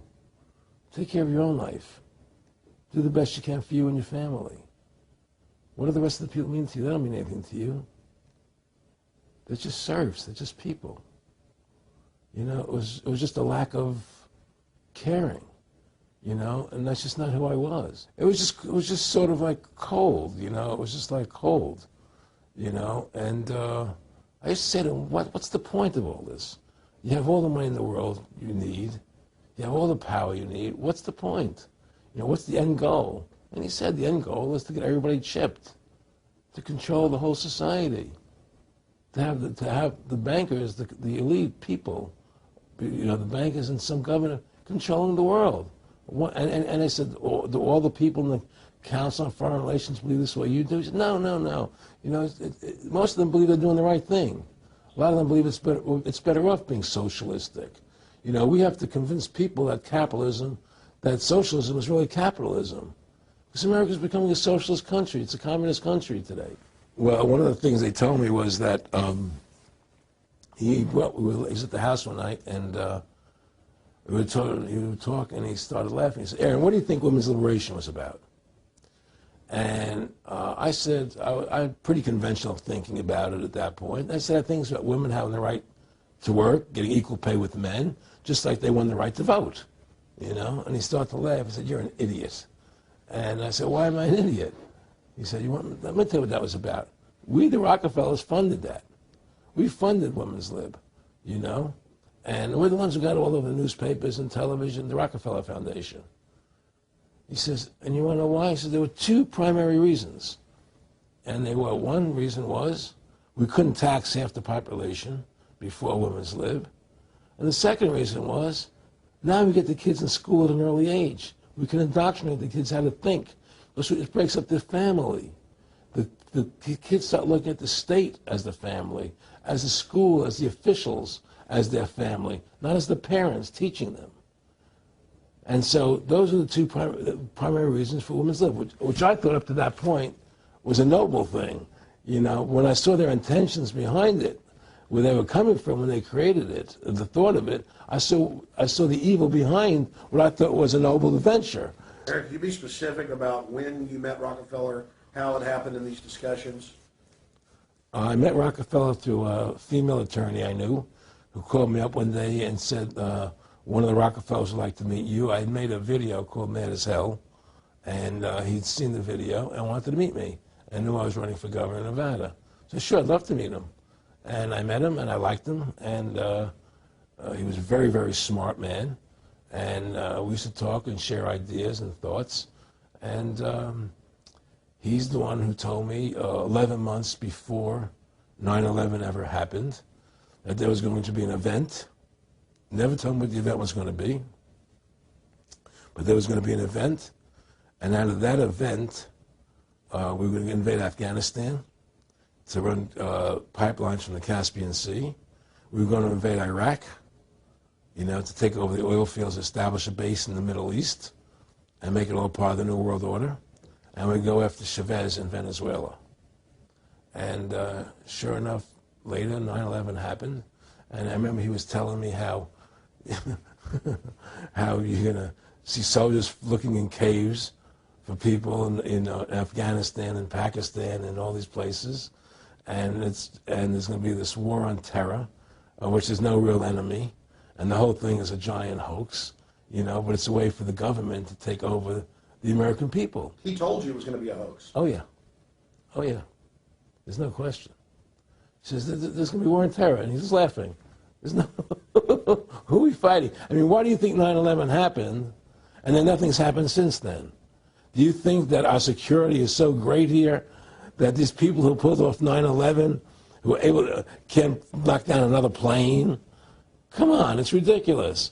9/11 was done by people in our own government and our own banking system to perpetuate the fear of the American people into subordinating themselves to anything the government wants them to do. That's what it's about, and to create this war, this endless war on terror. And that's why and that was the first lie. And the next lie was going into Iraq, you know, to get Saddam Hussein out with his weapons of mass destruction. That was the next lie. Now, specifically, this was a little over 6 years ago.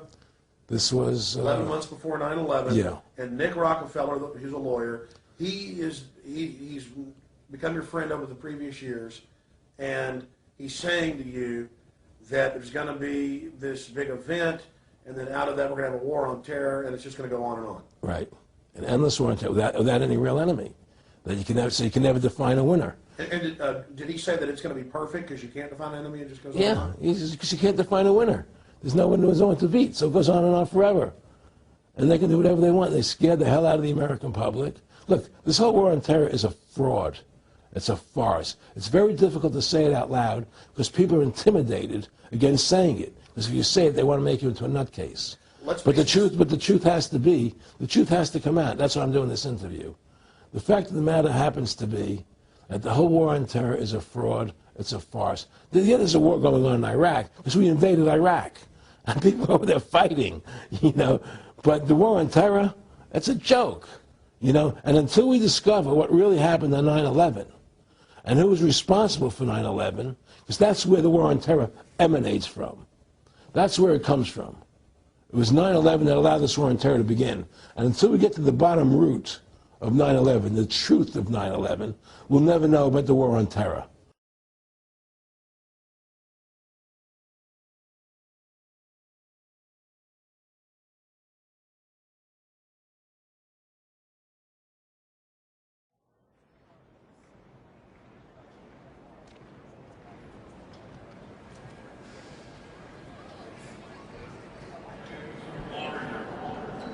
Maria Lavash. James Patrick Leahy. Joseph Gerard Levy. Neil Joseph Levy. Robert G. LeBlanc. Police Officer Glenn Karen Pettit. Dominic Mizuno. Kayleen Elizabeth Mizuno. Lieutenant Fireman, Engine 33.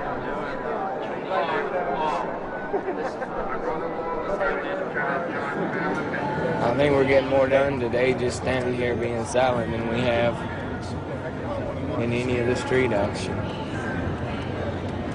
We're surrounded by the enemy, and the people see that, you know. We will bring the darkness into the light. We will. Some people here might not know what they're doing, but they'll figure it out too. They'll figure out why they're here eventually.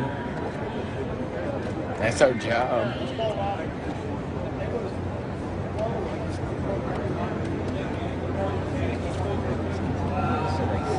People think this is a joke. It's not a joke. We're not kidding. We're for real. We're not just out here to be conspiracy theorists, and protest, to be anarchists. We want truth. We want a good life.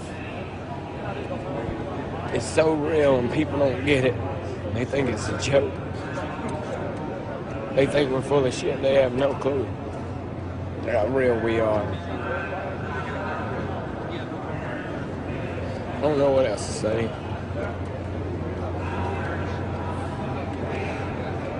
We're defeating the enemy, though, every day.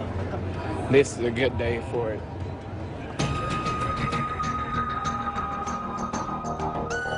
The world is like a ride at an amusement park, and when you choose to go on it, you think it's real, because that's how powerful our minds are. And the ride goes up and down and round and round. It has thrills and chills, and it's very brightly colored, and it's very loud, and it's fun for a while. Some people have been on the ride for a long time, and they begin to question, is this real, or is this just a ride? And other people have remembered, and they come back to us, and they say, hey, don't worry, don't be afraid, ever, because this is just a ride, and we kill those people. Shut him up. We have a lot invested in this ride. Shut him up.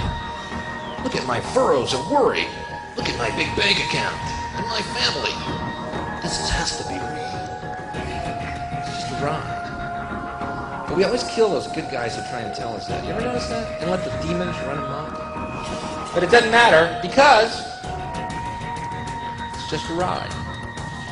We can change it anytime we want. It's only a choice. No effort, no work, no job, no savings of money. A choice right now between fear and love. The eyes of fear want you to put bigger locks on your door, buy guns, close yourself off. The eyes of love instead see all of us as one. Here's what we can do to change the world right now to a better ride. Take all that money we spend on weapons and defense each year and instead spend it feeding, clothing, and educating the poor of the world, which it would many times over, not one human being excluded, and we can explore space together, both inner and outer, forever. I don't have to tell you things are bad. Everybody knows things are bad. It's a depression. Everybody's out of work or scared of losing their job. The dollar buys a nickel's worth. Banks are going bust. Shopkeepers keep a gun under the counter. Punks are running wild in the street. There's nobody anywhere who seems to know what to do, and there's no end to it. We know the air is unfit to breathe, and our food is unfit to eat. We sit watching our TVs while some local newscaster tells us that today we had 15 homicides and 63 violent crimes, as if that's the way it's supposed to be. We know things are bad, worse than bad. They're crazy. It's like everything everywhere is going crazy, so we don't go out anymore. We sit in the house, and slowly the world we're living in is getting smaller, and all we say is, please, at least leave us alone in our living rooms. Let me have my toaster and my TV and my steel-belted radios, and I won't say anything. Just leave us alone. Well, I'm not going to leave you alone. I want you to get mad. I don't want you to protest. I don't want you to riot. I don't want you to write to your congressman because I wouldn't know what to tell you to write. I don't know what to do about the depression and the inflation and the Russians and the crime in the street. All I know is that first, you've got to get mad. You've got to say, I'm a human being. God damn it. My life has value. I want you to get up now. I want all of you to get up out of your chairs. I want you to get up right now and go to the window, open it, and stick your head out and yell, I'm as mad as hell, and I'm not going to take this anymore! The truth of your world government has now been exposed. We know you are ruthless. We know you are evil. To David Rockefeller, to the Rothschild representatives here, to the Queen of the Netherlands, to all of you, we tell you, you are not our queens. You are not our kings. You are not our gods. We do not belong to you. We are not your slaves. We stand as free humans, have stood since the beginning of time against the strong men, against the thugs, against the bullies. We will defeat your world government. We will defeat world taxation. We will defeat your control grid. Your new world order will fall. Humanity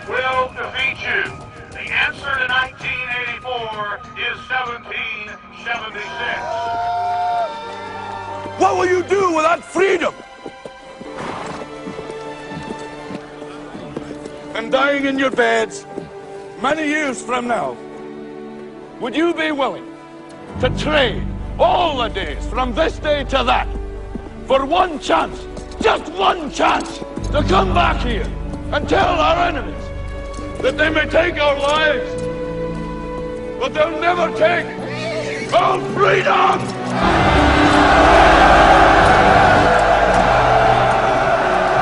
A lot of people before us sacrificed and died in the defense of liberty and the fight against tyranny. A lot of people died so we have the little bit of freedoms we've got. They're precious. They were paid for in blood. I want you to take action, because they can kill us individually, but they cannot kill ideas. Ideas are eternal. Ideas, when they're the truth, are invincible. And ideas are bulletproof. And I'm here to tell you, I don't need you to thank me and tell me I've done a good job. I've done nothing but my duty. I discovered a bunch of bloodthirsty scum coming after innocent people, and I've been fighting them for 13 years, and I'll never stop while I'm drawing breath. God bless you all. Long live the Republic. Death to the New World Order. We shall prevail. I've a favor to ask, maybe this is a bad time. You know, whenever you ask, there's never a good time. Do you take your heart out of this? How can you take your heart out of this? How do you stop once you started? Somebody gave you a choice, and all you do is abuse it. God gave you a voice, then use it.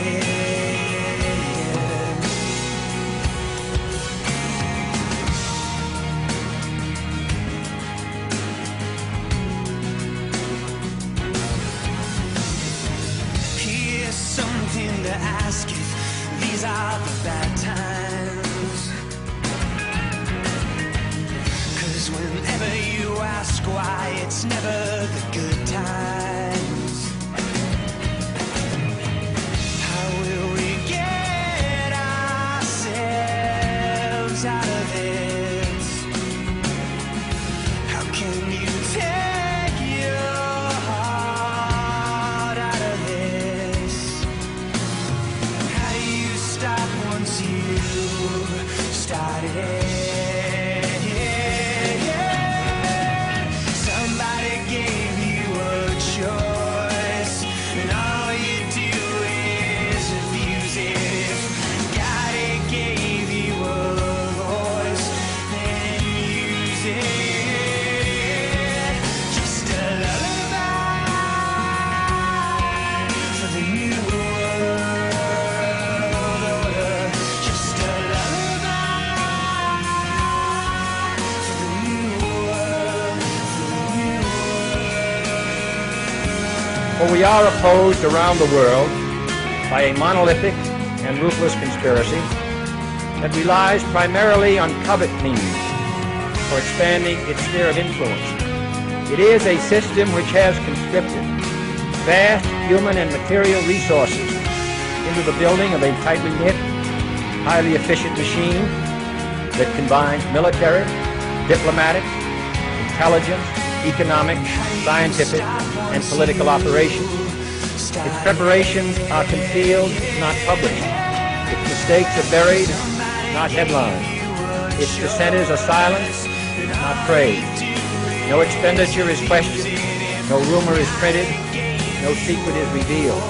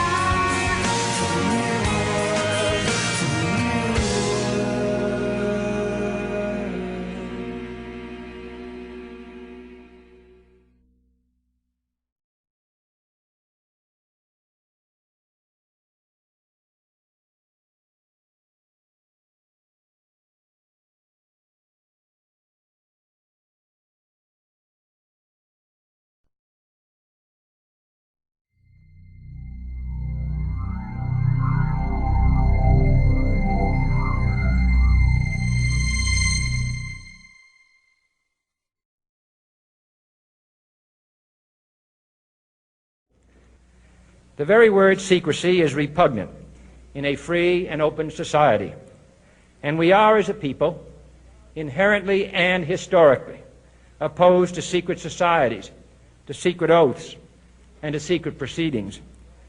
We decided long ago that the dangers of excessive and unwarranted concealment of pertinent facts far outweighed the dangers which are cited to justify it.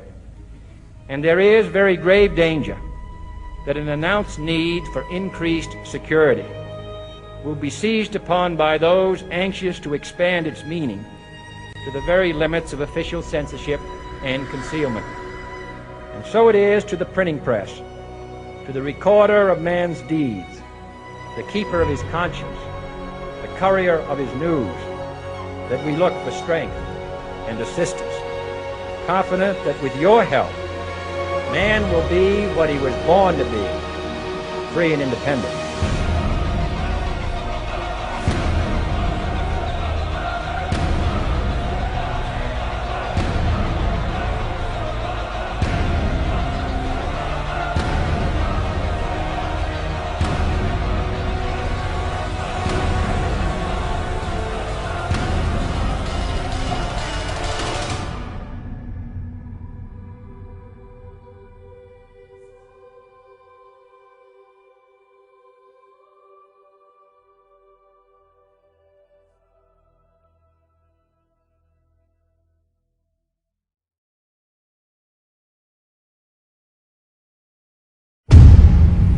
We have questions, Mr. President. Lots of questions.